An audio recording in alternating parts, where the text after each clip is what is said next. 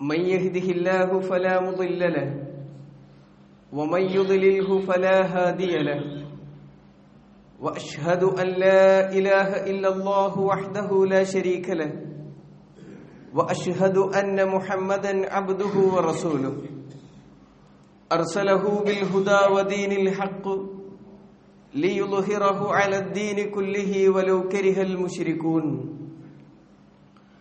اللهم صل على محمد وعلى آل محمد كما صليت على إبراهيم وعلى آل إبراهيم إنك حميد مجيد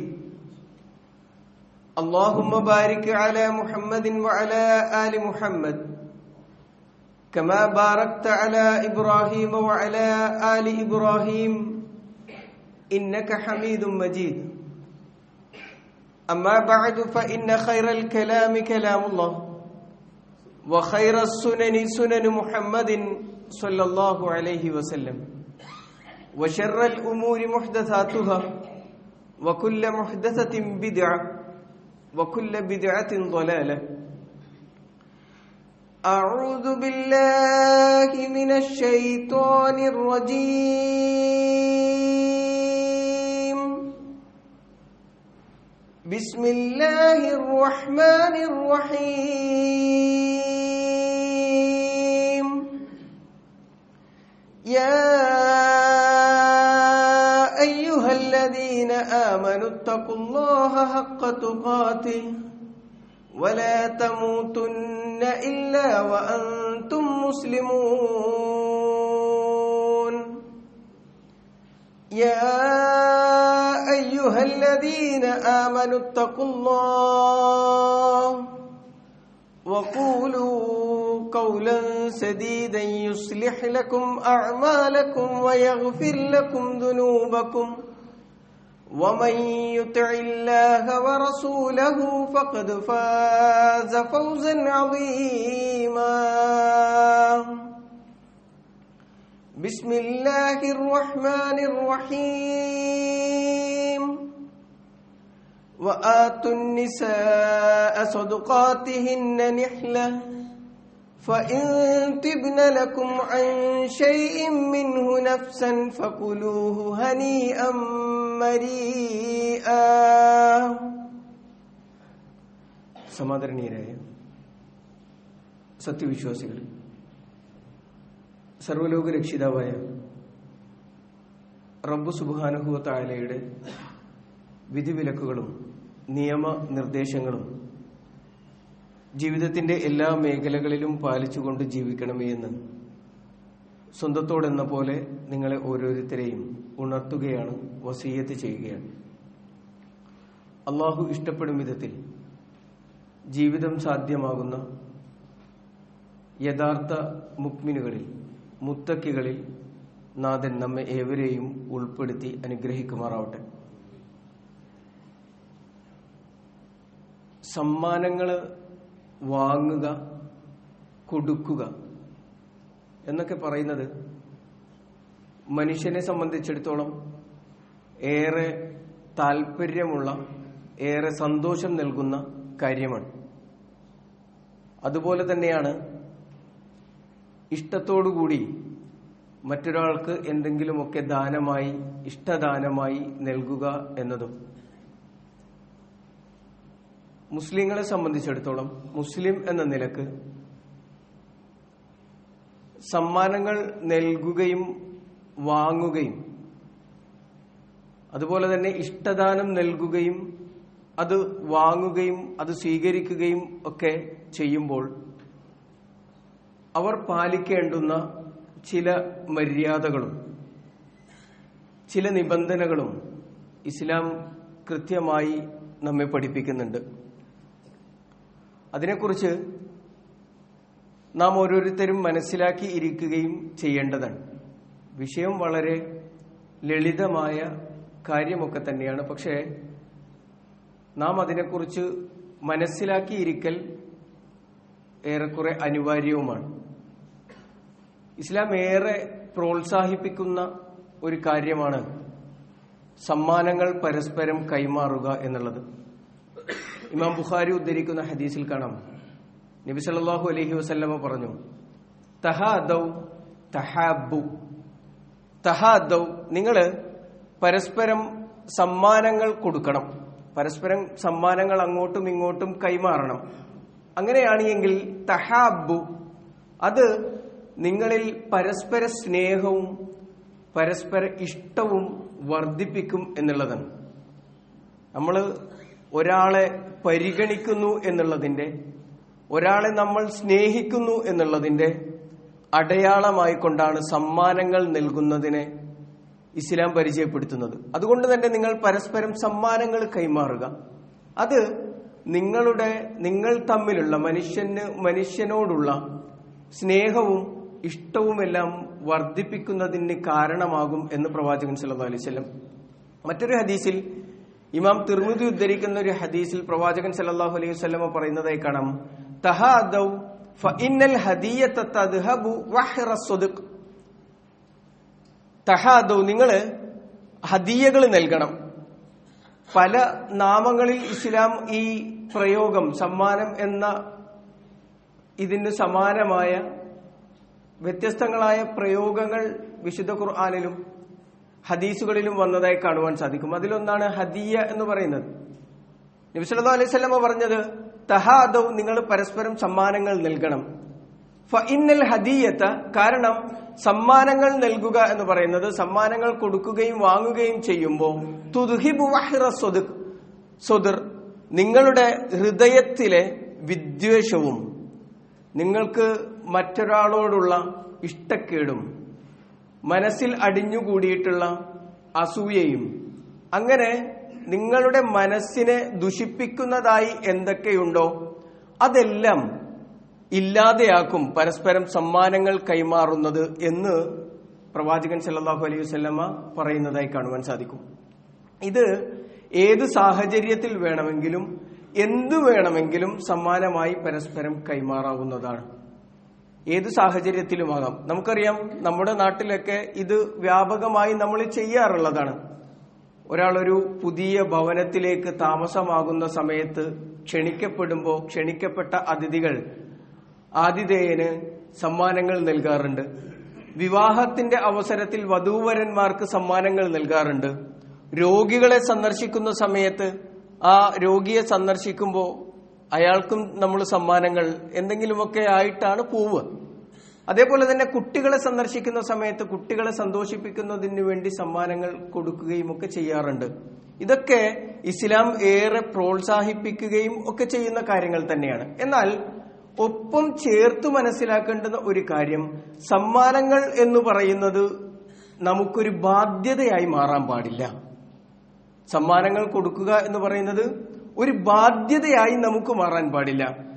നബി സല്ലല്ലാഹു അലൈഹി വസല്ലം പറഞ്ഞത്, ഹഖുൽ മുസ്ലിമി അലൽ മുസ്ലിമി സിത്തുൻ, ഒരു മുസ്ലിമിന് മറ്റൊരു മുസ്ലിമിനോടുള്ള ബാധ്യത, ഹക്ക് എന്ന് പറയുന്നത് 6 കാര്യങ്ങളാണ്. അതിൽ ഒന്ന് ഫഇദാ ദആക ഫഅജിബ് ലഹു എന്നുള്ളതാണ്. അവൻ നിന്നെ ക്ഷണിച്ചാൽ ആ ക്ഷണം നീ സ്വീകരിക്കണം. ഫഇദാ മരിള ഫഉദുഹു, അവൻ രോഗിയായാൽ അവനെ സന്ദർശിക്കണം. ഇത് ഒരു മുസ്ലിമിന് മറ്റൊരു മുസ്ലിമിനോടുള്ള ബാധ്യതയാണ്.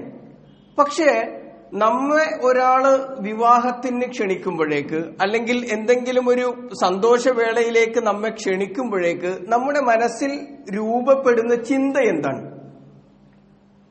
നമ്മുടെ മനസ്സിൽ ആലോചിക്കുന്നത്, ഇനിയിപ്പോ അവിടെ പോകണമെങ്കിൽ ഇത്ര രൂപ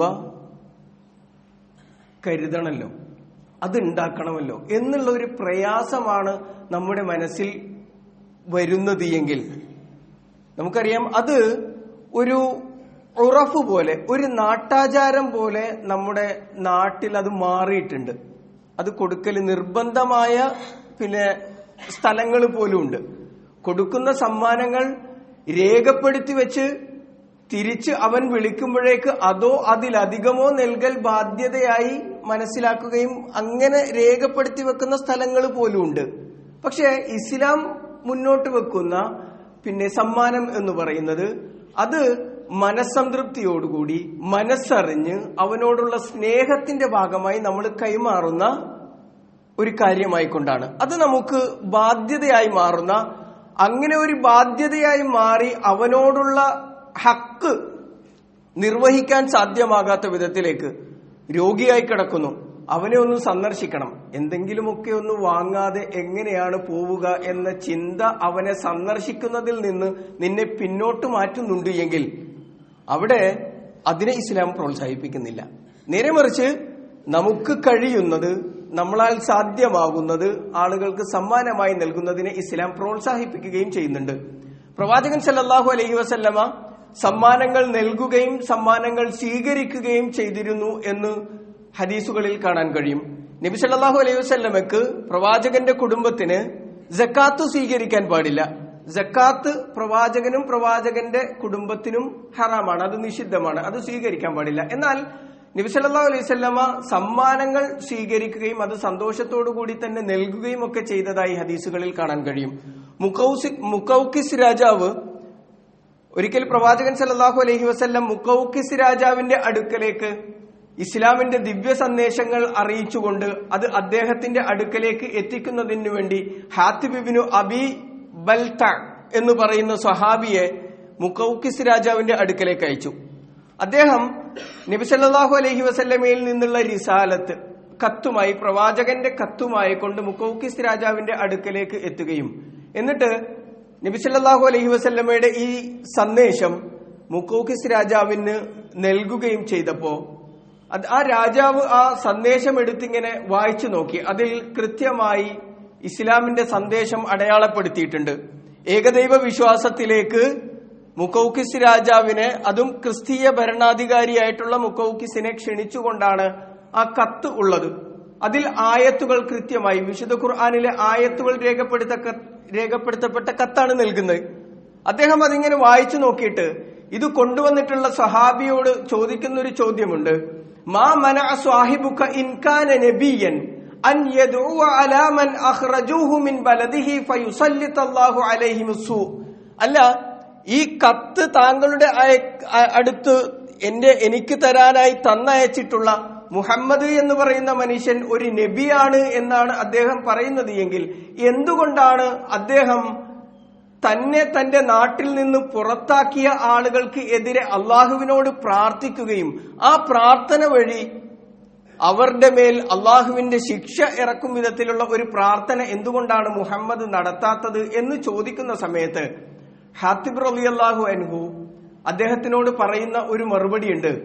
എങ്കിൽ എന്തുകൊണ്ടാണ് ഈസാ നബി അലൈഹി സ്വലാത്തു വസ്സലാമയെ, അഥവാ നിങ്ങൾ ആരാധിച്ചു കൊണ്ടിരിക്കുന്ന യേശു ക്രിസ്തുവിനെ അവിടുത്തെ നാട്ടുകാർ കുരിശിൽ കൊല ചെയ്യാൻ ശ്രമിക്കുന്ന സമയത്ത് അള്ളാഹുവിനോട് പ്രാർത്ഥിച്ചിട്ട് അവരുടെ മേൽ ഒരു ശിക്ഷ ഇറങ്ങുന്നതിന് വേണ്ടി എന്തുകൊണ്ടാണ് ഈസാ നബിയും പ്രാർത്ഥിക്കാതിരുന്നത് എന്ന് ചോദിക്കുമ്പോൾ മുഖൗഖിസിന് മറുപടിയില്ലാതെ ആയി പോവുകയാണ്.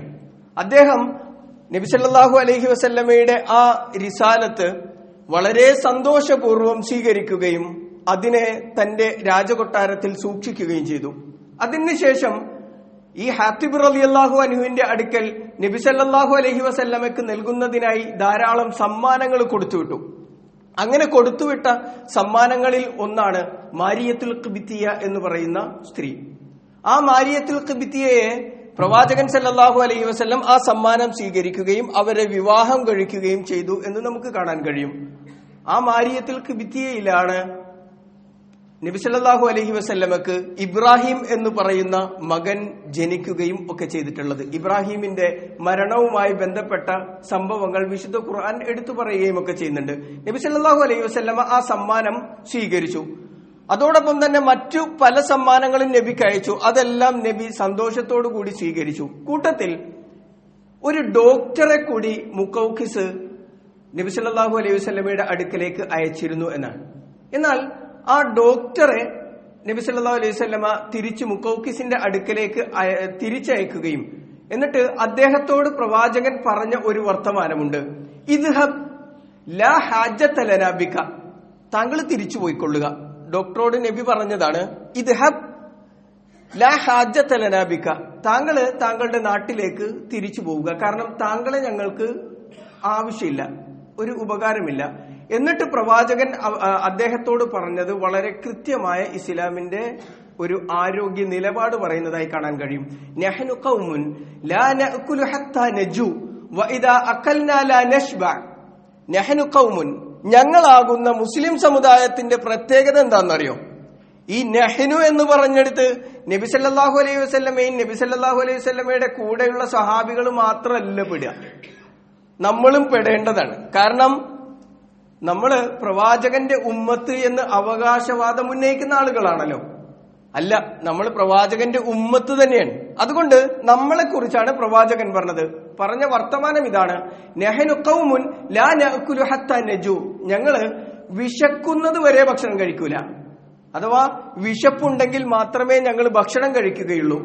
ഇനിയോ വഇദാ അകൽനാ ലാ നശ്ബഅ, ഞങ്ങൾ ഭക്ഷണം കഴിച്ചാൽ തന്നെ പിന്നെ വയറ് നിറച്ച് കഴിക്കൂല. നശ്ബഅ എന്ന് പറഞ്ഞാല് മൂക്കറ്റം ഞങ്ങൾ കഴിക്കൂല. നമ്മുടെ ഒരു നാടൻ പ്രയോഗത്തിൽ പറഞ്ഞാല് ഇതാരെ കുറിച്ച് പറഞ്ഞതാ? നബി സല്ലല്ലാഹു അലൈഹി വസല്ലമ നഹ്നു എന്ന് പറയുന്ന, ഞങ്ങൾ എന്ന് പറയുന്ന മുസ്ലിം സമുദായത്തിന്റെ സ്വഭാവ ഗുണത്തെ കുറിച്ച് പറഞ്ഞത്, ആ ആരോഗ്യപരമായ രീതിയെ കുറിച്ച് പറഞ്ഞതാണ്. നമ്മൾ എന്താ മനസ്സിലാക്കേണ്ടുന്നത്? നമ്മൾ ആലോചിക്കേണ്ടുന്നത് നമ്മുടെ പിന്നെ ജീവിതത്തിൽ ഉണ്ടാകുന്ന ജീവിതശൈലി രോഗങ്ങൾ എന്ന് പറയുന്ന, പലരും അഭിമാനത്തോടുകൂടി പറയുന്ന പല രോഗങ്ങളുണ്ടല്ലോ, അതിന്റെ എല്ലാം പ്രധാനപ്പെട്ട കാരണം ഭക്ഷണത്തിലുള്ള പിന്നെ അമിതമായ ഭക്ഷണം കൊണ്ടുണ്ടാകുന്ന രോഗങ്ങളാണ്. അതിലേറ്റവും കൂടുതൽ ആർക്കാണ് എന്ന് ചോദിച്ചാല് ഉമ്മത്ത് മുഹമ്മദിൻ സല്ലല്ലാഹു അലൈഹി വസല്ലം. അങ്ങനെയാണ് കണക്ക്. ആരോഗ്യപരമായ കണക്കെടുത്ത് പരിശോധിച്ചാൽ ആ രംഗത്ത് ഒന്നാം സ്ഥാനത്ത് നിൽക്കുന്നത് ആരാണ്? ഉമ്മത്ത് മുഹമ്മദാണ്. പക്ഷെ നബി സല്ലല്ലാഹു അലൈഹി വസല്ലം പറഞ്ഞ എന്താ? ഞങ്ങൾക്ക് ഡോക്ടറുടെ ആവശ്യമില്ല, അദ്ദേഹത്തെ തിരിച്ചയച്ചു. ഞങ്ങൾക്ക് ആവശ്യമില്ലാത്തത് കൊണ്ട് വളരെ മാന്യമായി അദ്ദേഹത്തെ തിരിച്ചയച്ചു. അതിന് പറഞ്ഞ കാരണം ഞങ്ങള് വിശക്കുമ്പോൾ ആ വിശപ്പടക്കാൻ മാത്രമുള്ളത് ഭക്ഷിക്കുന്ന ആളുകളാണ് എന്നാ.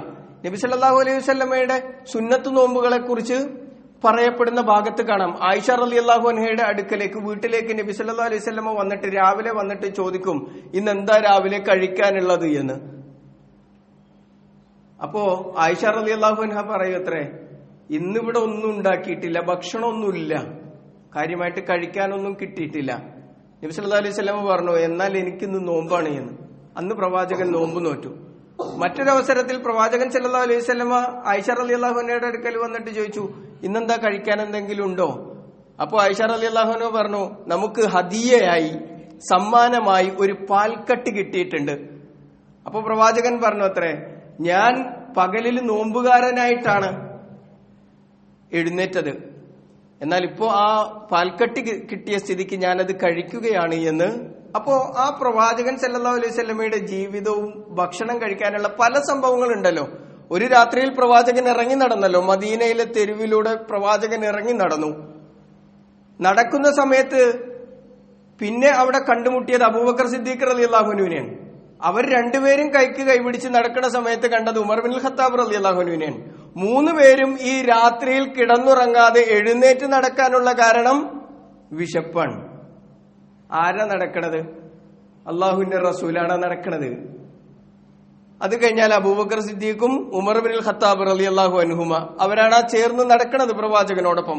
എന്തേ നടക്കാൻ കാരണം? ഉറക്കം വരുന്നില്ല, വിശപ്പാണ്. അങ്ങനെയുള്ള അവരെ ഒരു സഹാബി സ്വീകരിച്ചു കൊണ്ടുപോയിട്ട് ഭക്ഷണം കഴിപ്പിച്ച് പറഞ്ഞയക്കുക ചെയ്യണേ. ആ ഉമ്മത്ത് മുഹമ്മദിൽ പെട്ട നമ്മള് ആ ഭക്ഷണം അധികരിച്ചത് കൊണ്ടുള്ള രോഗം കൊണ്ട് കിടന്നുറങ്ങാൻ പറ്റാത്ത അവസ്ഥയിലേക്ക് മാറിയിട്ടുണ്ട് എങ്കിൽ നമ്മൾ ഇതിനെ ഒന്ന് കൃത്യമായി പഠിക്കേണ്ടുന്നതാണ്. പറഞ്ഞു വെച്ചത്, പ്രവാചകൻ സല്ലല്ലാഹു അലൈഹി വസല്ലമക്ക് സമ്മാനങ്ങൾ ലഭിച്ചിരുന്ന സമയത്ത് പ്രവാചകൻ അത് സ്വീകരിച്ചിരുന്നു. എന്നാൽ അവിടെ നമ്മൾ മനസ്സിലാക്കേണ്ടുന്ന മറ്റൊരു കാര്യം, അകാരണമായി ഒരു കാരണവുമില്ലാതെ ഒരാൾ നൽകുന്ന സമ്മാനത്തെ നമ്മൾ തിരസ്കരിക്കാൻ പാടില്ല. എനിക്ക് ആ സമ്മാനം വേണ്ടട്ടോ, എനിക്ക് നിങ്ങളുടെ സമ്മാനമൊന്നും വേണ്ട എന്ന് പറഞ്ഞിട്ട് ഒരാൾ നൽകുന്ന സമ്മാനത്തെ എന്ത് ചെയ്യാൻ പാടില്ല? നിങ്ങൾ മടക്കാൻ പാടില്ല. പ്രവാചകൻ സല്ലല്ലാഹു അലൈഹി വസല്ലം പറയാണ്, അജീബു അദ്ദാഇ, നിങ്ങളെ ആരെങ്കിലും ക്ഷണിച്ചാൽ ആ ക്ഷണത്തിന് നിങ്ങൾ ഉത്തരം നൽകണം, ആ ക്ഷണം സ്വീകരിക്കണം. വലാ തറുദ്ദു അൽ ഹദിയ, നിങ്ങൾക്ക് ആരെങ്കിലും സമ്മാനമായി എന്തെങ്കിലും നൽകിയാൽ, ഇഷ്ടദാനമായി എന്തെങ്കിലും നൽകിയാൽ നിങ്ങൾ അതിനെ മടക്കി കൊടുക്കരുത്. എനിക്ക് വേണ്ട നിങ്ങളുടേത് എന്ന് പറഞ്ഞിട്ട് അഹങ്കാരത്തിന്റെ വർത്തമാനം പറഞ്ഞിട്ട് എന്ത് ചെയ്യാൻ പാടില്ല? അത് മടക്കി കൊടുക്കാൻ പാടില്ല എന്ന് പ്രവാചകൻ സല്ലല്ലാഹു അലൈഹി വസല്ലം പഠിപ്പിക്കുന്നതായി കാണുവാൻ സാധിക്കും. എന്നാൽ ഹറാമായ ഒരു കാര്യമാണ് നിങ്ങൾക്ക് നൽകുന്നത് എങ്കിൽ നിങ്ങൾക്ക് എന്ത് ചെയ്യാം? അത് മടക്കി കൊടുക്കാവുന്നതാണ്. നബി സല്ലല്ലാഹു അലൈഹി വസല്ലമ ഇഹ്റാമിലായിരിക്കുന്ന സമയത്ത് ഒരു സഹാബി പ്രവാചകന് കുറച്ച് ഇറച്ചി കൊണ്ടുവന്ന് കൊടുത്തു. എന്നിട്ട് പറഞ്ഞു, ഞാൻ വേട്ടയാടി പിടിച്ച ഇറച്ചിയാണ് എന്ന് പ്രവാചകൻ സല്ലല്ലാഹു അലൈഹി വസല്ലമയുടെ അടുക്കൽ കൊണ്ടുവന്നിട്ട് കൊടുത്തപ്പോ നബി അത് കഴിച്ചില്ല. നബി പറഞ്ഞു, ഇഹ്റാമിലായിരിക്കുന്ന ആൾക്ക് വേട്ടയാടലും വേട്ടയാടിയ മൃഗത്തിന്റെ ഭക്ഷണം കഴിക്കലും ഹറാമാണ്, അതുകൊണ്ട് എനിക്കിത് കഴിക്കാൻ പറ്റില്ല എന്ന് വളരെ മാന്യമായി ആ സ്വഹാബിക്ക് വേദനയുണ്ടാകാത്ത വിധം പ്രവാചകൻ സല്ലല്ലാഹു അലൈഹി വസല്ലമയ്ക്ക് എന്തെങ്കിലുമൊക്കെ കൊടുത്തിട്ട് താൻ കൊടുത്തതിൽ നിന്ന് നബി കഴിക്കുന്നത് കാണുക എന്ന് പറയുന്നത് സ്വഹാബിമാർക്ക് അങ്ങേയറ്റം സന്തോഷമുള്ള കാര്യമാണ്. അതുകൊണ്ട് തന്നെയാണ് കൊണ്ടുവന്ന് കൊടുത്തതും. പക്ഷെ ആ മനുഷ്യന്റെ മനസ്സിന് വേദനയുണ്ടാക്കാത്ത വിധം നബി സല്ലല്ലാഹു അലൈഹി വസല്ലമ അത് തിരിച്ചയക്കുന്നതായി കാണുവാൻ സാധിക്കും. പ്രവാചകൻ അത് മടക്കുകയും അദ്ദേഹത്തോട് വളരെ മാന്യമായി പെരുമാറുകയും ചെയ്തിട്ടുണ്ട്. അതുകൊണ്ട് ആരെങ്കിലും സമ്മാനം നൽകിയാൽ അത് സ്വീകരിക്കണം, അത് തട്ടരുത് എന്നുള്ളത് കൊണ്ട് കിട്ടുന്ന സമ്മാനങ്ങളൊക്കെ സ്വീകരിക്കേണ്ട. അത് നമുക്ക് പറ്റുന്നതാണോ എന്ന് ആലോചിക്കണം. നിഷിദ്ധമായതാണ് എങ്കിൽ, നമുക്കൊരാൾ മദ്യമാണ്, നമുക്ക് നിഷിദ്ധമായ മദ്യമാണ് നമുക്ക് സമ്മാനമായി ഒരാൾ നൽകുന്നത് എങ്കിൽ അത് നമ്മൾ സ്വീകരിക്കേണ്ടതില്ല. പക്ഷേ അത് നൽകുന്ന ആളെ അയാളുടെ മനസ്സിനെ വേദനിപ്പിക്കുന്ന രൂപത്തിലുള്ള ഇടപെടൽ ഉണ്ടാവാൻ പാടില്ല. വളരെ മാന്യമായി അദ്ദേഹത്തോട് സംസാരിക്കുകയും അദ്ദേഹത്തിന് കാര്യം ബോധിപ്പിച്ചുകൊണ്ട് വേണം അത് മടക്കുകയും ചെയ്യേണ്ടത് എന്ന് നമുക്ക് കാണുവാൻ സാധിക്കും. മറ്റൊരിക്കല് നബി സല്ലല്ലാഹു അലൈഹി വസല്ലമ പറഞ്ഞതായി കാണാൻ കഴിയും, വമൻ അത്താ ഇലൈക്കും മഅറൂഫൻ ഫകാഫിഊഹു ഫഇൻ ലം തജിദു മാ തുകാഫിഊഹു ഫദ്ഉ ലഹു. നിങ്ങൾക്ക് ആരെങ്കിലും ഒരു ഉപകാരം ചെയ്തു തന്നാൽ, വമൻ അത്താ ഇലൈക്കും മഅറൂഫൻ, നിങ്ങൾക്ക് ആരെങ്കിലും ഒരു നന്മ, എന്തെങ്കിലും ഒരു ചെറുതോ വലുതോ ആയ ഒരു സഹായം നിങ്ങൾക്ക് ചെയ്തു തന്നാൽ, ഫകാഫിഊഹു, അതിന് സമാനമായ എന്തെങ്കിലും ഒന്ന് അവന് കൊടുക്കണം. അതൊരു കൂലിയായിട്ടല്ല, നേരെ മറിച്ച് ഒരു സമ്മാനമായി, ഒരു സന്തോഷമായി കൊണ്ട് അവന് എന്തെങ്കിലുമൊക്കെ കൊടുക്കണം. അതിന് കഴിഞ്ഞില്ല എങ്കിലോ, നിങ്ങൾക്ക് അങ്ങനെ കൊടുക്കാൻ സാധിച്ചില്ല എങ്കിൽ, ഫഇല്ലം തജിദു മാ തുകാഫിഊഹു, അവന് യോജിച്ചത് നിങ്ങൾക്ക് കൊടുക്കാൻ കഴിഞ്ഞില്ല എങ്കിൽ, ഫദ്ഉ ലഹു, അവന് വേണ്ടി പ്രാർത്ഥിക്കുകയെങ്കിലും ചെയ്യണം. നമുക്കൊരാള് ഒരു ഉപകാരം ചെയ്തു തന്നാൽ, സാധാരണഗതിയിൽ നമുക്കൊരാൾ ഒരു പേന എഴുതാൻ തന്നു കഴിഞ്ഞാൽ അത് വാങ്ങി എഴുതി തിരിച്ചു കൊടുക്കുന്ന സമയത്ത് നമ്മൾ താങ്ക്സ് എന്ന് പറഞ്ഞിട്ടാണ് കൊടുക്കുക. അത് ആ നന്ദി പറയുന്നതിനോടൊപ്പം തന്നെ അയാൾക്ക് വേണ്ടി പ്രാർത്ഥിക്കാൻ, ജസാക്കല്ലാഹു ഖൈറൻ, അള്ളാഹു അങ്ങേക്ക് നന്മ വരുത്തട്ടെ, നന്മ പ്രതിഫലമായി നൽകട്ടെ എന്ന് അയാൾക്ക് വേണ്ടി പ്രാർത്ഥിക്കാൻ നമുക്ക് കഴിയണം എന്നുള്ളതാണ്. അതുപോലെ തന്നെ പ്രവാചകൻ സല്ലല്ലാഹു അലൈഹി വസല്ലമക്ക് ഒരിക്കലൊരു സഹാബി കൊണ്ടുവന്നിട്ട് കുറച്ച് മുന്തിരി സമ്മാനമായി നൽകി. പ്രവാചകൻ അത് സ്വീകരിച്ചു. സ്വഹാബിമാരൊക്കെ ചുറ്റും ഇരിപ്പുണ്ട്. നബി സല്ലല്ലാഹു അലൈഹി വസല്ലം ആ മുന്തിരി ഓരോന്നായി കഴിച്ചു. സ്വഹാബിമാരും വിചാരിച്ചു ഇപ്പൊ അതിന്ന് ഓരോന്ന് കിട്ടും എല്ലാവർക്കും. നബി ആർക്കും കൊടുത്തില്ല, അത് മുഴുവൻ നബി സല്ലല്ലാഹു അലൈഹി വസല്ലം കഴിച്ചു. ഇതെല്ലാം കഴിഞ്ഞു ആ തന്ന സഹാബി, മുന്തിരി കൊടുത്ത സഹാബി പ്രവാചകന്റെ മുഖത്ത് നോക്കി ഇങ്ങനെ പ്രവാചകൻ കഴിക്കുന്നത് സാഹൂതം നോക്കി സന്തോഷത്തോടു കൂടി അദ്ദേഹം തിരിച്ചുപോയി. കൂടെയുള്ള സഹാബിമാര് ചോദിച്ചു, അല്ല റസൂൽ, ഇങ്ങനൊന്നും അല്ലല്ലോ, നമ്മളിവിടെ ഒരുമിച്ചിരിക്കുന്ന സമയത്ത് എന്തെങ്കിലുമൊക്കെ കിട്ടിയാലും നമുക്കൊക്കെ തരാറുണ്ടല്ലോ. സല്ലല്ലാഹു അലൈഹി വസല്ലം പറഞ്ഞു, ആ കൊണ്ടുവന്ന മുന്തിരി നല്ല പുളിയുള്ളതായിരുന്നു, ഞാനത് നിങ്ങൾക്ക് തരികയും അത് നിങ്ങളുടെ വായിലെത്തുമ്പോഴത്തേക്കിന് നിങ്ങളത് കഴിച്ചിട്ട് അതിന്റെ കുറ്റവും കുറവും ഒക്കെ പറയുന്നത് ആ സ്വഹാബി കേട്ട് കഴിഞ്ഞാൽ അദ്ദേഹത്തിന് അത് വിഷമമോ. അതുകൊണ്ട് അതുണ്ടാകാതിരിക്കാൻ വേണ്ടിയിട്ടാണ് ഞാൻ എന്ത് ചെയ്തത്, ആ മുന്തിരി നിങ്ങൾക്ക് അപ്പോ നബി സല്ലല്ലാഹു അലൈഹി വസല്ലമ ആ കാര്യത്തിൽ എത്ര കണ്ട് ശ്രദ്ധിക്കുന്നു എന്നുള്ളതാണ്. ഇത്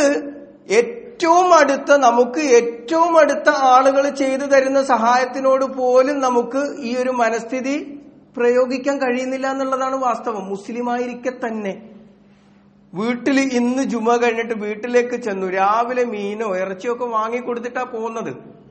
അവിടെ ചെന്ന് കഴിയുമ്പോഴത്തേക്കിന് ഉണ്ടാക്കി വെച്ചിരിക്കുന്ന കറിയിൽ ഉപ്പ് കുറഞ്ഞാലോ മുളക് കൂടിയാലോ, എനിക്ക് പറ്റാത്ത വിധമാണ് അത് ഉണ്ടാക്കിയത് എങ്കിലോ നമ്മുടെ മുഖം മാറുമോ ഇല്ലയോ? അതിന്റെ പിന്നില് ഉമ്മയോ ഭാര്യയോ പെങ്ങളോ അതുണ്ടാക്കാൻ എടുത്ത ആ എഫേർട്ടിനെ മറന്നു കളഞ്ഞിട്ട് നമ്മുടെ വികാരം പ്രകടിപ്പിക്കുകയാണ് ചെയ്യുന്നത് എങ്കിൽ അവിടെ നമ്മൾ നമ്മുടെ ഇസ്ലാമിനെയും ഒന്ന് പരിശോധിക്കേണ്ടതുണ്ട്. അവിടെ നമ്മളത് സ്വീകരിക്കുകയും അതിനെന്തെങ്കിലും പോരായ്മയുണ്ട് എങ്കിൽ അത് സ്നേഹത്തോടുകൂടി അവർക്ക് ബുദ്ധിമുട്ടുണ്ടാകാത്ത രൂപത്തിൽ, അവരെ ഹേർട്ട് ചെയ്യാത്ത രൂപത്തിൽ അത് പറഞ്ഞു മനസ്സിലാക്കാൻ കഴിയണം. അവിടെയാണ് നമ്മുടെ ഇസ്ലാം കൃത്യമാണ് എന്ന് നമ്മൾ മനസ്സിലാക്കേണ്ടത്.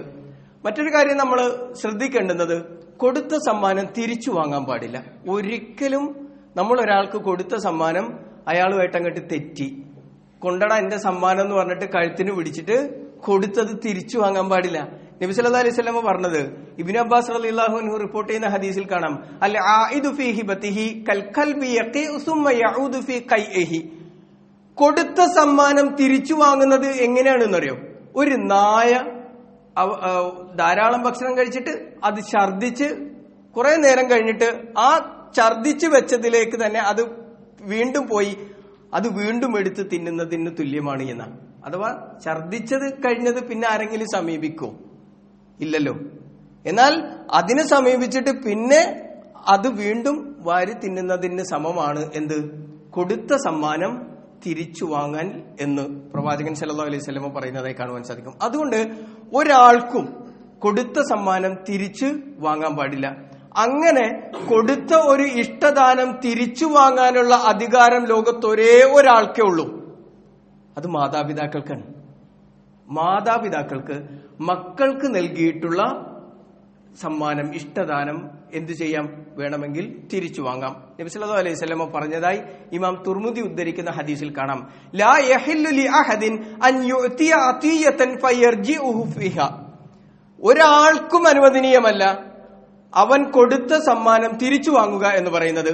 ഇല്ലൽ വാലിദു ഫീമാ യുഅതി വലദഹു. മാതാപിതാക്കൾ മക്കൾക്ക് കൊടുത്ത സമ്മാനമല്ലാതെ. അത് വേണമെങ്കിൽ എന്ത് ചെയ്യാം? പിന്നെ അനവസരത്തിലാണ് എന്ന് മനസ്സിലാക്കിയിട്ടോ അല്ലെങ്കിൽ നീതിയില്ലാത്തതാണ് എന്ന് മനസ്സിലാക്കിയിട്ടോ ഒക്കെ മക്കൾക്ക് വേണമെങ്കിൽ അത് തിരിച്ചു വാങ്ങാവുന്നതാണ്. ആ വിഷയത്തിൽ വളരെ പ്രസിദ്ധമായ ഒരു സംഭവം നുഅ്മാൻ ഇബ്നു ബഷീർ റളിയല്ലാഹു അൻഹുവിൽ നിന്ന് റിപ്പോർട്ട് ചെയ്യുന്നതായി കാണുവാൻ സാധിക്കും. അദ്ദേഹം തന്നെ പറയാണ്, എന്റെ വാപ്പ ബഷീർ സ്വഹാബിയാണ് റളിയല്ലാഹു അൻഹു, എനിക്ക് ചില സമ്പത്ത് നൽകി. ഞാനത് സന്തോഷത്തോടുകൂടി സ്വീകരിക്കുകയും ചെയ്തു. എന്നാൽ എന്റെ ഉമ്മ എനിക്ക് എന്റെ വാപ്പ സമ്മാനമായി ചില സമ്പത്ത് നൽകിയപ്പോ എന്റെ ഉമ്മ ഉംറ ബിൻത് റവാഹ റളിയല്ലാഹു അൻഹ പറഞ്ഞു, ഇതില് എനിക്ക് തൃപ്തിയില്ല, നുഅ്മാന് കൊടുത്ത ഈ ധനത്തില് എനിക്ക് തൃപ്തിയില്ല. അതുകൊണ്ട് നബി സല്ലല്ലാഹു അലൈഹി വസല്ലമയോട് ചോദിച്ച് ഇതിന് ഉറപ്പുവരുത്താതെ ഞാനിത് സമ്മതിക്കുകയുമില്ല എന്ന് പറയുന്നതായി കാണുവാൻ സാധിക്കും. എന്നിട്ട് പ്രവാചകൻ സല്ലല്ലാഹു അലൈഹി വസല്ലമയുടെ അടുക്കലേക്ക് ചെന്നു. എന്നിട്ട് പ്രവാചകനോട് സംഭവം വിശദീകരിച്ചു. ഇങ്ങനെ ബഷീർ റളിയല്ലാഹു അൻഹു മകൻ നുഅ്മാന് സമ്മാനം നൽകിയിട്ടുണ്ട്, പക്ഷെ എനിക്കതിൽ തൃപ്തിയില്ല. നബി സല്ലല്ലാഹു അലൈഹി വസല്ലമ ബഷീർ റളിയല്ലാഹു അൻഹുവിനോട് ചോദിച്ചത്, അഫഅൽത ഹാദാ ബിവലദിക കുല്ലിഹിം, ഈ കൊടുത്തല്ലോ അത് നിന്റെ എല്ലാ മക്കൾക്കും കൊടുത്തിട്ടുണ്ടോ? ഖാല ലാ. അപ്പൊ ബഷീർ റളിയല്ലാഹു അൻഹു പറഞ്ഞത് ഇല്ല. നുഅ്മാനോട് ആ സമയത്ത് ഒരു പ്രത്യേക സ്നേഹമൊക്കെ തോന്നി, അപ്പം അങ്ങോട്ട് കൊടുത്തതാണ്. എന്നാൽ നബി സല്ലല്ലാഹു അലൈഹി വസല്ലം പറഞ്ഞു, ഇത്തഖുള്ള, പടച്ചോനെ സൂക്ഷിച്ചോ, വഅദിലു ഫീ ഔലാദിക്കും, മക്കളുടെ കാര്യത്തിൽ നീതി കാണിക്കണം എന്ന് ബഷീർ റളിയല്ലാഹു അൻഹുവിനോട് പ്രവാചകൻ സല്ലല്ലാഹു അലൈഹി വസല്ലം പറയുന്നതായി കാണുവാൻ സാധിക്കും. അങ്ങനെ അത് കേട്ട് തിരിച്ചു വന്നിട്ട് ഫറജഅ അബി ഫറദ്ദഹു തിൽക സദഖ, അങ്ങനെ എന്റെ വാപ്പ അത് തിരിച്ചു ആവശ്യപ്പെട്ടു, ഞാൻ അദ്ദേഹത്തിന് തിരിച്ചു കൊടുക്കുകയും ചെയ്തു എന്ന് പറയുന്നതായി കാണുവാൻ സാധിക്കും. അപ്പോ ഇവിടെ നമ്മൾ മനസ്സിലാക്കേണ്ടുന്ന ചില നിയമങ്ങളും നിബന്ധനകളും ഉണ്ട് ഇസ്ലാമില്. ഇഷ്ടദാനവുമായി ബന്ധപ്പെട്ടിട്ട് നമ്മള് ഇഷ്ടദാനം മക്കൾക്ക് നൽകാറുണ്ട്. അതിൽ അവിടെ പാലിക്കേണ്ടുന്ന ഒന്നാമത്തെ കാര്യം മക്കൾക്കിടയിൽ നീതി പാലിക്കാൻ കഴിയണം എന്നുള്ളതാണ്. സമത്വം എന്നല്ല ഇസ്ലാം പറഞ്ഞത്, നേരെ മറിച്ച് നീതി പാലിക്കുക എന്നുള്ളതാണ്. സമത്വം എന്ന് പറയുന്നത് പലപ്പോഴും അനീതിയായി മാറാറുണ്ട്. മകളെ സയൻസ് പഠിക്കാൻ താല്പര്യമുള്ള, ഡോക്ടറാകാൻ താല്പര്യമുള്ള, അതിന് കഴിവുള്ള മകളെ MBBS പഠിപ്പിച്ചു. മകനെയും MBBS പഠിപ്പിക്കലാണ് സമത്വം. എന്നാൽ എഞ്ചിനീയറിംഗിന് താല്പര്യമുള്ള മകനെ സമത്വത്തിന്റെ പേരിൽ MBBS കൊണ്ടു ചേർത്താൽ അത് അവനോട് കാണിക്കുന്ന അനീതിയാണ്. അവന്റെ ഭാവി കൂമ്പടഞ്ഞു പോവും. അവിടെ എന്താ വേണ്ടത്? നീതിയാ വേണ്ടത്. അവന് താല്പര്യമുള്ളത് അവനെ പഠിപ്പിക്കാൻ കഴിയണം. അതിന് മാതാപിതാക്കൾ ശ്രമിക്കണം. അപ്പൊ അവിടെ നീതിയാണ് വേണ്ടത്. ചില വീടുകളിൽ ഈ സ്വത്ത് വീതം വെക്കുന്ന, ജീവിച്ചിരിക്കുന്ന സമയത്ത് മാതാപിതാക്കൾക്ക് മക്കൾക്ക് സ്വത്ത് വീതം വെക്കാമോ എന്നുള്ള ചർച്ചകളൊക്കെ ഉണ്ട്. അത് അനുവദനീയമാണ്. ഏറെ പ്രോത്സാഹിപ്പിക്കപ്പെടാത്തതും അതിന് പല കാരണങ്ങളും പറയുന്നുണ്ട്, വിശദമായി പറയാൻ സമയമില്ല. അനുവദനീയമാണ്. ആ അനുവദനീയമാണ് എന്ന് പറയുന്നിടത്ത് നിന്ന് തന്നെ നമ്മൾ ആലോചിച്ചാല് മക്കൾക്ക് കൊടുക്കുന്ന വിഹിതം എന്ന് പറയുന്നത് അത് അവരുടെ അനന്തരാവകാശ സ്വത്തായി പരിഗണിക്കുകയില്ല. നേരെ മറിച്ച് ഹിബത്തായി, ദാനമായിട്ടാണ് അത് പരിഗണിക്കുക. അതങ്ങനെ മക്കൾക്ക് കൊടുക്കാം, എത്രയും കൊടുക്കാം, യാതൊരു കുഴപ്പമില്ല. ജീവിച്ചിരിക്കുന്ന സമയത്ത് വാപ്പക്ക് വാപ്പയുടെ സ്വത്ത് പിന്നെ മക്കൾക്ക് ഇഷ്ടദാനമായി കൊടുക്കാം. പക്ഷേ നമ്മൾ അതിൻ്റെ ഇടയിൽ കൂടി ചെയ്യാറുള്ള ഒരു പണിയുണ്ട്. അതെന്താണെന്നറിയോ? നമുക്കൊരു പേടിയും കൂടിയുണ്ട്. ഇതെല്ലാം കൂടി ഇവർക്ക് വീതിച്ചു കൊടുത്തു കഴിഞ്ഞാൽ പിന്നെ എന്നെ ഇവർ നോക്കുവോ നോക്കൂലേന്ന്. വയസ്സായി, വാപ്പാക്ക് എഴുന്നേറ്റ് നടക്കാനും ഒന്നും കഴിയാത്ത അവസരത്തിൽ എന്തായാലും വാപ്പാന്റെ അടുത്ത് നിന്ന് കിട്ടാനുള്ളതൊക്കെ കിട്ടിയെന്ന് പറഞ്ഞിട്ട് വാപ്പാനെ എവിടേക്കെങ്കിലുമൊക്കെ കൊണ്ടുപോയി ആക്കി അങ്ങനെ ഒരു അവസ്ഥയിലേക്ക് പോകുമെന്നുള്ളൊരു പേടിയുള്ളത് കൊണ്ട് നമ്മൾ എഴുതി വെക്കും, ഇഷ്ടദാനമായി കൊടുക്കുകയും അത് മരണത്തിന് ശേഷം മാത്രം ഉപയോഗിക്കാൻ പറ്റുന്ന രൂപത്തിൽ ഒരു ക്ലോസ് വെച്ചിട്ടാ കൊടുക്കുക. അത് ഇസ്ലാമിൽ പറ്റൂല. ഇഷ്ടദാനം ഒരാൾക്കൊരു ദാനം കൊടുക്കുകയാണെങ്കിൽ കൊടുക്കുന്ന സമയം മുതൽ അത് മറ്റവന്റേതാകണം. അല്ലാതെ ഇഷ്ടദാനം കൊടുത്തിട്ട് മരണത്തിന് ശേഷം അതിന് ഇസ്ലാമിൽ പറയുന്ന പേര് വസീയത്ത് എന്നാ. വസീയത്ത് സ്വന്തം സ്വത്തിന്റെ 1/3 കൊടുക്കാൻ പാടുള്ളൂ. മാത്രമല്ല അനന്തരാവകാശികൾക്ക് കൊടുക്കാനും പാടില്ല. മനസ്സിലായില്ലേ?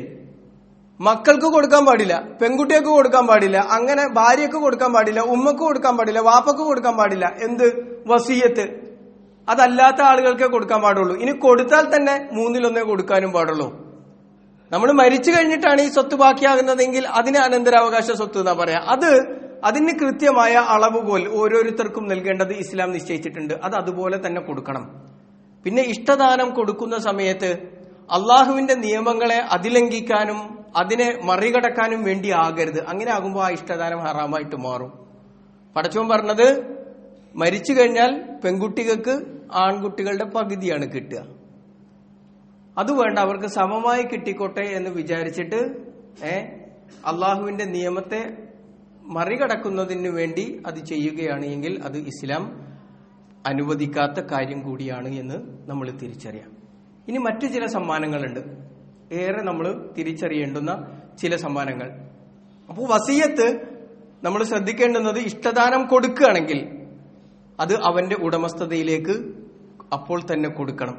കാര്യങ്ങൾ മനസ്സിലാക്കുകയും അതിനനുസരിച്ച് നമ്മുടെ സാമ്പത്തികമായ ഇടപെടലുകളും അതേപോലെ തന്നെ സമ്മാനങ്ങൾ നൽകുന്നിടത്തും ഇഷ്ടദാനം നൽകുന്നിടത്തുമൊക്കെ അള്ളാഹുവിന്റെ നിയമങ്ങളും നിബന്ധനകളും പാലിച്ചുകൊണ്ട് ഇടപെടൽ നടത്താൻ സാധിക്കേണ്ടതുണ്ട്. റബ്ബ് സുബ്ഹാനഹു വ തആല തൗഫീഖ് നൽകി അനുഗ്രഹിക്കുമാറാവട്ടെ. അൽഹംദുലില്ലാഹ്, അസ്സലാത്തു വസ്സലാമു അലാ റസൂലിഹിൽ അമീൻ വഅലാ ആലിഹി വസഹ്ബിഹി അജ്മഈൻ. അമ്മാ ബഅദ്. സമ്മാനങ്ങളുമായി ബന്ധപ്പെട്ട് ആദ്യത്തിൽ ഞാൻ ഓതിവെച്ച ആയത്ത് വിശുദ്ധ ഖുർആനിലെ 4-ാം അധ്യായം സൂറത്തു നിസായിലെ 4-ാമത്തെ വചനാണ്. ആയത്ത് വആതു നിസാ സ്വദുഖാതിഹിന്ന നിഹ്ല ഫഇൻ തിബ്ന ലക്കും അൻ ഷൈഇൻ മിൻഹു നഫ്സൻ ഫകുലൂഹു ഹനീഅൻ മരീഅ എന്നുള്ളതാണ്. മഹറുമായി ബന്ധപ്പെട്ട്, വിവാഹ സമ്മാനവുമായി ബന്ധപ്പെട്ട് പറഞ്ഞ സന്ദർഭമാണത്. സ്ത്രീകൾക്ക് നൽകുന്ന മഹർ, അതിനെക്കുറിച്ച് വിശുദ്ധ ഖുർആൻ പറഞ്ഞത് വആതു നിസാ സ്വദുഖാതിഹിന്ന നിഹ്ല, സ്ത്രീകൾക്ക് അവരുടെ വിവാഹ മൂല്യം നിങ്ങൾ സമ്മാനമായി നൽകണം. സമ്മാനമായി നൽകണം എന്ന് പറഞ്ഞാൽ അത് ആ നിഹ്ലത്ത് എന്ന് പറയുന്ന വാക്കിന് 2 അർത്ഥങ്ങൾ പണ്ഡിതന്മാർ നൽകിയതായി കാണാൻ കഴിയും. ഒന്ന് സമ്മാനം എന്ന ഇഷ്ടപ്പെട്ട് നൽകുന്ന സമ്മാനം എന്ന നിലക്കും, മറ്റൊന്ന് നിർബന്ധമായി സ്ത്രീക്ക് നൽകേണ്ടുന്ന അവളുടെ അവകാശം എന്ന നിലക്കുമാണ്. അപ്പോ സ്ത്രീകൾക്ക് സമ്മാനം കൊടുക്കണം. ആ സമ്മാനം അതിൽ നിന്ന് പിന്നെ അതിന്റെ അവകാശി ആ സ്ത്രീയാണ്. അതിൽ നിന്ന് അവൾ എന്തെങ്കിലും മനസ്സറിഞ്ഞ് നിനക്ക് നൽകുകയാണ് എങ്കിൽ നിനക്കത് ഉപയോഗിക്കാവുന്നതാണ്. അപ്പൊ സമ്മാനം കൊടുത്തു കഴിഞ്ഞിട്ട് ഭാര്യ ഭർത്താവിന് അതിൽ നിന്ന് തൃപ്തിപ്പെട്ട് എന്തെങ്കിലും കൊടുത്തു കഴിഞ്ഞാൽ പിന്നെ ആ ഭർത്താവിന് അതിൽ നിന്ന് അത് സ്വീകരിക്കുകയും അത് ഉപയോഗിക്കുകയും ചെയ്യാവുന്നതാണ്. അല്ലാത്തിടത്തോളം കാലം ആ പൈസ ആ പെണ്ണിന്റേതാണ്. പറയാനുള്ളത്, നമ്മുടെ നാട്ടിൽ നടക്കുന്ന വിവാഹങ്ങളില് വലിയ സമ്മാനങ്ങൾ നൽകാറുണ്ട്. ഒരുപാട് സമ്മാനം നൽകും. വാപ്പ മകൾക്കും നൽകും, മരുമകനും നൽകും. ആരെങ്കിലും ചോദിച്ചാല് എന്തിനാ സ്ത്രീധനം കൊടുത്ത് മകളെ കെട്ടിക്കണത് എന്ന് ചോദിച്ചാൽ അപ്പൊ പറയും, ഇത് സ്ത്രീധനമൊന്നുമല്ല, ഞാൻ ഇഷ്ടപ്പെട്ടിട്ട് എന്റെ മകന് അല്ലെങ്കിൽ എന്റെ മകളെ വിവാഹം കഴിക്കുന്ന ആൾക്ക് കൊടുത്തതാണ്, അല്ലെങ്കിൽ മകൾക്ക് കൊടുത്തതാണ് എന്ന് പറയും. ആ വിവാഹം ഒരു ത്വലാഖിലേക്ക് എത്തിയാല് കാണാം കൊടുത്ത സമ്മാനത്തിന്റെ അവസ്ഥ. അപ്പൊ എന്താ ഉണ്ടാവുക? പിന്നെ ആ ത്വലാഖ് നടക്കണമെന്നുണ്ടെങ്കിൽ ഒരു മധ്യസ്ഥ ചർച്ച നടക്കും. മധ്യസ്ഥ ചർച്ച എന്തിനാണെന്നറിയോ? കൊടുത്ത സമ്മാനങ്ങൾ അത്രയും തിരിച്ചു പോകണമെന്ന് ആവശ്യപ്പെട്ടുകൊണ്ടാ. അതിലെന്തൊക്കെ ഉണ്ടാവും? നമ്മുടെ നാട്ടിൽ ഒരുപാട് സമ്മാനങ്ങളുടെ ഘോഷയാത്രയാണ് കല്യാണം എന്ന് പറഞ്ഞാല്. ചെറുക്കം വണ്ടിയിൽ നിന്ന് ഇറങ്ങുമ്പോൾ കാലിൽ വെള്ളം ഒഴിക്കുന്നവന് മുതല് കൊടുത്ത മഹർ പെണ്ണിന്റെ കഴുത്തിൽ കെട്ടിക്കൊടുക്കുന്ന ചെറുക്കന്റെ സഹോദരിക്ക് കൊടുക്കുന്ന സമ്മാനം മുതല് അവര് വീട്ടിലേക്ക് മണിയറയിലേക്ക് പ്രവേശിച്ച് പാല് കുടിക്കാൻ കൊടുക്കുന്ന അമ്മായിയമ്മക്ക് കൊടുക്കുന്ന സമ്മാനം വരെ, അതുകൊണ്ടൊന്നും തീരുന്നില്ല. അങ്ങനെ സമ്മാനങ്ങളുടെ ഒരു ഘോഷയാത്ര തന്നെ നടത്തും. വിവാഹബന്ധം തെറ്റിയാലോ ഇതെല്ലാം തിരിച്ചു വേണമെന്ന് ആവശ്യപ്പെടുകയും ചെയ്യും. അല്ലെങ്കിൽ ത്വലാഖ് നടക്കൂല എന്നുള്ളിടത്തേക്ക് നമ്മുടെ ആളുകളുടെ ചർച്ചകൾ നടക്കുകയാണ്. നമ്മുടെ നാട്ടിൽ നടക്കണ എല്ലാ ത്വലാഖുകളുടെയും ചർച്ച അല്ലെങ്കിൽ അത് വഴിമുട്ടി നിൽക്കുന്നതൊക്കെ ഈ ഒരു സംഭവത്തിലാണ്. ഇത് ഏതുപോലെയാണ് എന്നറിയോ? നേരത്തെ നമ്മൾ പറഞ്ഞ ആ ഛർദിച്ചിട്ട് അതിന്റെ അടുത്തേക്ക് പിന്നെയും അത് തന്നെ കഴിക്കുന്ന ആ സ്വഭാവം ഉണ്ടല്ലോ, അതാണ്. നിങ്ങൾ ആ സമയത്ത് സന്തോഷത്തോടു കൂടിയാണ് അവർക്ക് കൊടുത്തത് എങ്കിൽ അത് ഹദിയയാണ്, അത് തിരിച്ചു വാങ്ങാൻ പാടില്ല. തിരിച്ചു വാങ്ങാൻ പറ്റുന്നത് ഒന്ന് മാത്രമേ ഉള്ളൂ. എന്താണത്? പുരുഷന് തിരിച്ച് സ്ത്രീയിൽ നിന്ന് വാങ്ങാൻ കഴിയുന്നത് മഹറാണ്. അത് എപ്പോഴാ പറ്റുക? ത്വലാഖിൽ പറ്റൂല. പുരുഷൻ ഇനിഷ്യേറ്റ് ചെയ്തിട്ട് നടത്തുന്ന വിവാഹമോചനത്തിനാണ് ത്വലാഖ് എന്ന് പറയാം. ആ ത്വലാഖില് സ്ത്രീ അവളുടെ മഹർ പുരുഷന് തിരിച്ചു കൊടുക്കേണ്ടതില്ല. നേരെ മറിച്ച് ഇസ്ലാമിൽ ഖുൽഉ എന്ന് പറയുന്ന ഒരു വ്യവസ്ഥയുണ്ട് വിവാഹമോചനത്തില്. സ്ത്രീ ആവശ്യപ്പെട്ടതിന് പ്രകാരം പുരുഷൻ വിവാഹമോചനം ചെയ്തു കൊടുക്കുകയാണ് എങ്കിൽ അപ്പോൾ എന്തു ചെയ്യണം? ആ വിവാഹമൂല്യം അവന് തിരിച്ചു കൊടുക്കണം. ആ വിവാഹമൂല്യം മാത്രം. അതിന്റെ പുറമോടിയായി നമ്മൾ നൽകിയതൊന്നും എന്തിൽ പെടുന്നതല്ല, ഈ പറയപ്പെട്ട മഹറിൽ പെടുന്നതല്ല. അതൊക്കെ ഹിബത്താണ്. അത് കൊടുക്കണമെന്ന് നിർബന്ധമൊന്നുമില്ല. പക്ഷേ ഞാൻ പറഞ്ഞല്ലോ, ഇസ്ലാം ഹിബത്ത് എന്ന് പറഞ്ഞ് പഠിപ്പിച്ച, ഹദിയ എന്ന് പഠിപ്പിച്ച, സമ്മാനം എന്ന് പറഞ്ഞ് പഠിപ്പിച്ച സാധനങ്ങളൊക്കെ ഇന്ന് വലിയൊരു ബാധ്യതയായി പേറിക്കൊണ്ട് നടക്കാണ് മുസ്ലിം സമുദായം. ഇതൊന്നുമില്ലാതെ വിവാഹം കഴിപ്പിച്ച് അയക്കാൻ പറ്റണില്ല. അത്രയും പ്രയാസത്തിലാണ് നമ്മൾ മുന്നോട്ട് പോയിക്കൊണ്ടിരിക്കുന്നത്. എന്നിട്ട് കഴിവുള്ള ആളുകൾ ഹദിയ കൊടുത്തോട്ടെ, കുഴപ്പമൊന്നുമില്ല, കൊടുക്കണം, സമ്മാനങ്ങൾ കൊടുക്കണം. ഒരു പുതിയ കുടുംബ ബന്ധം ഉണ്ടാകുന്നിടത്ത് സമ്മാനങ്ങൾ കൊടുക്കണം, യാതൊരു തർക്കമൊന്നുമില്ല. പക്ഷേ അതൊരു ബാധ്യതയായി നിൽക്കുകയും വിവാഹം തെറ്റുന്ന അവസരത്തിൽ അത് തിരിച്ചു വാങ്ങുകയും അത് ആവശ്യപ്പെടുകയും അതിനായി തർക്കിക്കുകയും കേസ് പറയുകയും ഒക്കെ ചെയ്യുന്നുണ്ട് എങ്കിൽ അവിടെയാണ് നമ്മൾ ഇസ്ലാമിനെ കൃത്യമായി മനസ്സിലാക്കേണ്ടുന്നത്. ഒപ്പം നമ്മളെയും എത്ര കണ്ട് മുസ്ലിമായിട്ടുണ്ട് എന്നുള്ളതും. അള്ളാഹു നമ്മെ ഏവരെയും കാത്തുരക്ഷിക്കുമാറാവട്ടെ. സത്യം സത്യമായി മനസ്സിലാക്കി ആ സത്യത്തിൽ തന്നെ ജീവിതം മുന്നോട്ട് കൊണ്ടുപോകുവാനുള്ള തൗഫീഖ് നാഥൻ നമുക്ക് ഏവർക്കും നൽകി അനുഗ്രഹിക്കുമാറാവട്ടെ. നമ്മുടെ പള്ളിയിൽ വന്നുകൊണ്ടിരുന്ന, ഇപ്പോഴും നമ്മുടെ പള്ളിയിൽ നമസ്കരിച്ച് ഈ ജുമയിൽ പങ്കെടുത്തുകൊണ്ടിരിക്കുന്നത് നസീർ സാഹിബ്. അദ്ദേഹത്തിന് ശ്വാസ സംബന്ധമായ അസുഖത്തെ തുടർന്ന് കഴിഞ്ഞ ദിവസങ്ങളിൽ ആശുപത്രിയിലും ICUയിലും തുടർന്ന് ഇപ്പോഴും ചികിത്സ തുടർന്നുകൊണ്ടിരിക്കുന്ന അവസ്ഥയിലാണുള്ളത്. റബ്ബ് സുബ്ഹാനഹു വ തആല ആ സഹോദരന്റെ രോഗം പരിപൂർണമായ ശിഫ നൽകി അനുഗ്രഹിക്കുമാറാവട്ടെ. അതോടൊപ്പം തന്നെ AP നൗഷാദ് സാഹിബിന്റെ പിതാവ്, അദ്ദേഹം ICUയിലും അതിനെ തുടർന്ന് ഹൃദയ സംബന്ധമായ അസുഖം കാരണത്താൽ ഇപ്പോഴും ആശുപത്രിയിൽ ചികിത്സയിലാണ്. അദ്ദേഹത്തിനും റബ്ബ് സുബ്ഹാനഹു വ തആല പരിപൂർണമായ ശിഫ നൽകി അനുഗ്രഹിക്കുമാറാവട്ടെ. അതുപോലെ തന്നെ രോഗശമനത്തിനായി പ്രാർത്ഥിക്കണം എന്ന് ആവശ്യപ്പെട്ട ഒരുപാട് സഹോദരി സഹോദരന്മാർ, അവരുടെ എല്ലാം രോഗം പരിപൂർണമായ ശിഫ നൽകി നാഥൻ അനുഗ്രഹിക്കുമാറാവട്ടെ. നമ്മിൽ നിന്നും വന്നുപോയിട്ടുള്ള ചെറുതും വലുതുമായ അറിഞ്ഞും അറിയാതെയുമുള്ള തെറ്റുകുറ്റങ്ങൾ നമുക്ക് നാഥൻ വിട്ടുപുറത്ത് മാപ്പാക്കി തരുമാറാവട്ടെ. നമ്മുടെ പാപങ്ങൾ അള്ളാഹു പുറത്തു തന്ന് അതിന് സമമായ നന്മകൾ കൊണ്ട് നമ്മുടെ നന്മയുടെ കിതാബുകളെ അള്ളാഹു സജീവമാക്കുമാറാവട്ടെ. നമുക്ക് സ്വർഗം നൽകി നാഥൻ നമ്മെ ഏവരെയും അനുഗ്രഹിക്കുമാറാവട്ടെ. നമ്മളിൽ മരണപ്പെട്ടു പോയിട്ടുള്ള ബന്ധുമിത്രാദികൾ, സഹോദരി സഹോദരന്മാർ, പിതാക്കന്മാർ, അവരുടെ എല്ലാം ഖബറുകളെ അള്ളാഹു വിശാലമാക്കി കൊടുക്കുമാറാവട്ടെ. അവരുടെ പാപങ്ങളെ അള്ളാഹു പുറത്തു കൊടുക്കുമാറാവട്ടെ. അവരെയും നമ്മെയും അവന്റെ ജന്നാത്തുൽ ഫിർദൗസിൽ ഒരുമിച്ച് കൂട്ടി അനുഗ്രഹിക്കുമാറാവട്ടെ. പല വിധത്തിലുള്ള പ്രയാസങ്ങൾ അനുഭവിക്കുന്ന ആളുകൾ, അവരുടെ പ്രയാസങ്ങളെ നാഥൻ ദൂരീകരിച്ചു കൊടുക്കുമാറാവട്ടെ.